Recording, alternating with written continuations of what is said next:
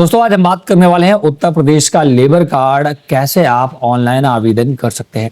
2026 में यदि आप लेबर या श्रम या मजदूर कार्ड बनाना चाहते हैं, ये तीनों एक ही नाम है और इसी को हम लेबर कार्ड बोलेंगे। तो कैसे, क्या प्रक्रिया है, क्या दस्तावेज लगेंगे और इसमें लाभ क्या क्या आपको मिलते हैं। तो सबसे पहले इस वीडियो में हम बताने वाले हैं कि लाइव करके दिखाएंगे कैसे लेबर कार्ड घर बैठे खुद से आप अपने मोबाइल फोन से बना सकते हैं। इसकी संपूर्ण प्रक्रिया इस वीडियो में मिलेगी। साथ साथ किन योजनाओं का लेबर कार्ड में लाभ मिलता है ये भी हम कवर करने वाले हैं। तो पहले हम ये समझ लेते हैं कि किन योजनाओं का लाभ मिलेगा।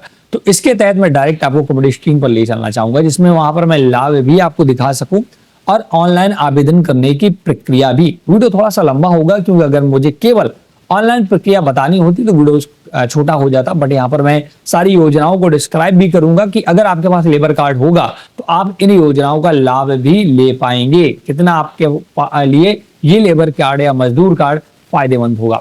तो चलिए पूरा डिटेल के लिए हम कंप्यूटर स्क्रीन पर ले चलते हैं और आपको बताते हैं कैसे UP labour card apply online 2026 कर सकते हैं। तो मैं आ चुका हूं upbocw.in की ऑफिशियल वेबसाइट पर, जो कि उत्तर प्रदेश सरकार के द्वारा चलाई जाती है। उत्तर प्रदेश भवन एवं शहरी निर्माण कर्मकार कल्याण बोर्ड की ऑफिशियल वेबसाइट पर श्रम विभाग उत्तर प्रदेश सरकार के द्वारा यहाँ पर ये पूरी स्कीम चलाई जाती है। यहीं से आवेदन होता है, यहीं से योजनाओं के बारे में पहले मैं आपको दिखा देता हूं कि किन योजनाओं का लाभ मिलता है। तो योजनाओं पर, समस्त योजनाओं पर जैसे आप क्लिक करेंगे तो आपके सामने पेज खुलकर आ जाता है। यहाँ पर ये लेफ्ट हैंड में ये सारी योजनाएं हैं। ये दोस्तों सिर्फ उन्हीं को मिलती है जिनके पास ये श्रम कार्ड या लेबर कार्ड होता है। तो ये बहुत इंपॉर्टेंट है। तो पहले योजनाएं समझ लेते हैं। एक स्कीम चलती मातृत्व शिशु एवं बालिका मदद योजना। इसके तहत आपको दोस्तों, अगर आपके घर पे पुत्र पैदा होता है तो 20,000, पुत्री पैदा होती है तो 25,000 रुपए का लाभ मिलता है। वहीं एक संत रविदास प्रोत्साहन योजना चलता है। इसमें भी आप देख सकते हैं यहाँ पर छात्रवृत्ति के तौर पर यहाँ पर लाभ दिया जाता है। यहाँ पर भी लाभ लिखा हुआ है। इसके बाद अटल आवासीय विद्यालय योजना, कौशल विकास तकनीकी उन्नयन एवं प्रमाण योजना, कन्या विवाह सहायता योजना। दोस्तों अगर आपकी बेटी के लिए शादी करते हैं तो आपको सरकार यहाँ पर 1 लाख रुपए का अनुदान देती है। देख सकते हैं, पंजीकृत निर्माण श्रमिक को समस्त अर्हताओं की पूर्ति की स्थिति में उसकी पुत्री अथवा पंजीकृत निर्माण महिला श्रमिक के स्वयं के विवाह हेतु 65,000 रुपए की धनराशि बोर्ड द्वारा आर्थिक सहायता के रूप में प्रदान की जाएगी तथा अंतर जाति विवाह हेतु 75,000। तो कुल मिलाकर इस प्रकार से लाभ होता है। शौचालय सहायता योजना, आपदा राहत सहायता योजना, महात्मा गांधी पेंशन योजना, गंभीर बीमारी सहायता योजना। ये बहुत इंपॉर्टेंट स्कीम है दोस्तों।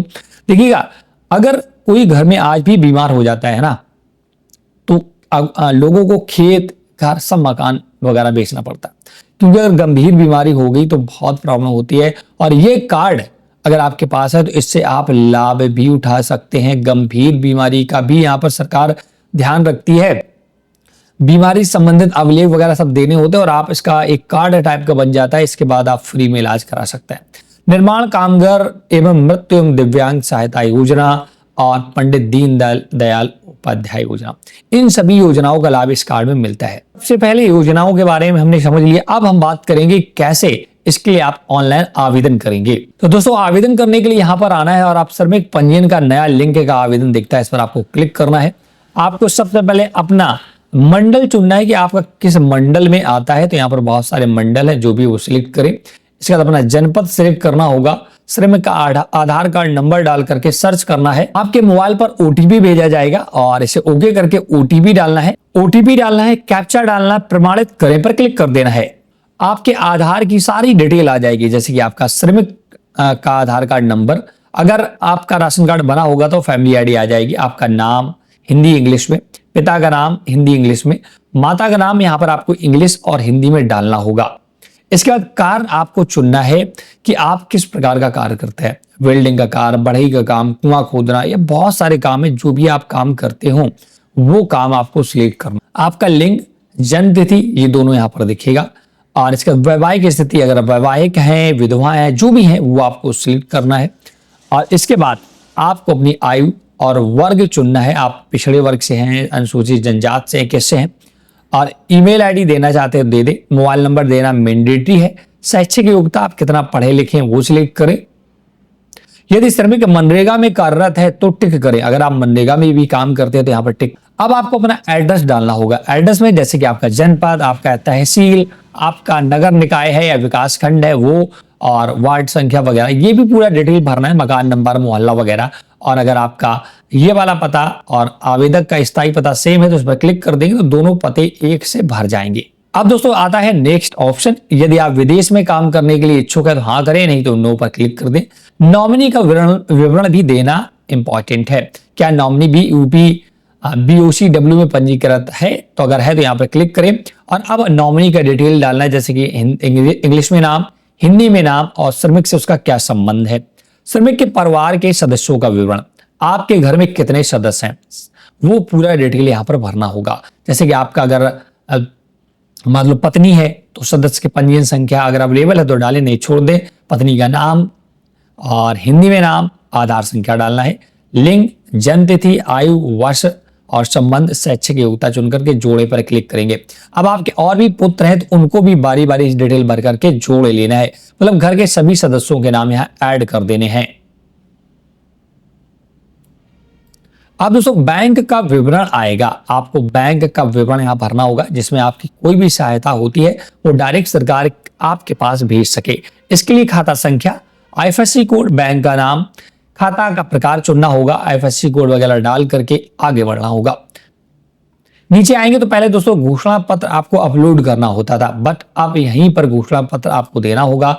यहाँ पर घोषणा पत्र में सिर्फ आपको डिटेल भर करके नीचे आना है। नियोजक का मतलब होता है दोस्तों जहां पर आप काम करते हैं, जैसे कि अगर आप किसी फैक्ट्री में काम करते हैं तो उसका डिटेल भरना होगा। अगर आप मनरेगा में काम करते हैं तो अपने ग्राम प्रधान डिटेल भर दे। अगर आप एक से अधिक जगह काम करते हैं तो नियोजक की संख्या 2 भरेंगे तो ऑटोमेटिक यहां पर 2 लोगों की डिटेल ऐड करने का ऑप्शन आ जाएगा। देखिए कार्य के प्रकार का नाम चुने, जो भी काम करते हैं, जैसे पुताई का काम किसी एक जगह करते हैं, ठीक है, तो उसका डिटेल। और सपोज दैट आपका सड़क निर्माण का काम किसी दूसरे कॉन्ट्रैक्टर के पास करते हैं तो उसका डिटेल, ये सारी डिटेल भर करके आपको सबमिट करना है। देखिए डाटा सेट सक्सेसफुली। अब आपको फीस भरनी होगी।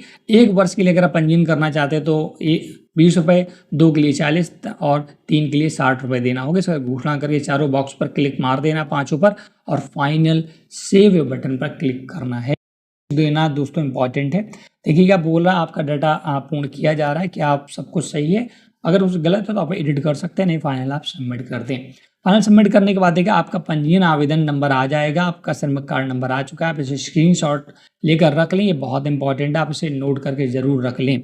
अब आपको ओके करना है, और ओके करने के बाद जो भी आपका भुगतान है वो करना होगा। देखिएगा घोषणा ऑलरेडी फाइनल सेव और भुगतान 2 ऑप्शन मिल रहे हैं, तो आपको भुगतान करें पर क्लिक करना होगा। भुगतान करें क्लिक करेंगे तो आपके सामने पेमेंट गेटवे खुल जाएगा। आपका जो भी पेमेंट करना है, आप नेट बैंकिंग, भीम, UPI, जिससे भी पेमेंट करना चाहें कर सकते हैं। मैं यहाँ QR कोड से पेमेंट करना चाहूँगा, भीम सिलेक्ट करके, और मैं 2 साल के रिन्यू कर रहा हूँ, इसलिए मेरे 40 रुपये कट रहे हैं। तो यहाँ स्कैनर आ चुका है, मैं इसे पेमेंट यहाँ कर दूंगा, और फाइनली दोस्तों मेरा श्रम कार्ड, लेबर कार्ड बन चुका है। फाइनली यहाँ पर देख सकते हैं। तो देखा दोस्तों कितने आसानी से आपने उत्तर प्रदेश का लेबर, श्रम या मजदूर कार्ड 2026 में ऑनलाइन बनवा सीख लिया है।